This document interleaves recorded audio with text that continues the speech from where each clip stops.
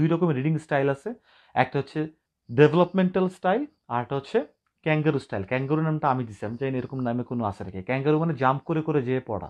কখনো আমরা একবারে পড়বো না সবকিছু। সেটার জন্য আমি আমাদের স্টুডেন্টদেরকে প্রথম দিন থেকেই 2 ঘন্টা রিড করতে বলি অলওয়েজ। সকালবেলাটা 2 ঘন্টা পড়তে হবে আস্তে আস্তে, ওইটাতে জাম্প করা যাবে না। ঠিক 2 মাস 2.5 মাস পরে আমাদের রিডিং ক্যাপাবিলিটি মানে কম্প্রিহেন্সিভ অ্যাবিলিটি বাড়ে, পড়ে বুঝতে পারি। এরপরে আমরা তখন পরীক্ষার আগে 10-15 দিন আমরা প্র্যাকটিস করব যে যে যে দিবে স্কিপ করে করে পড়া, মানে ক্যাঙ্গারু স্টাইলে।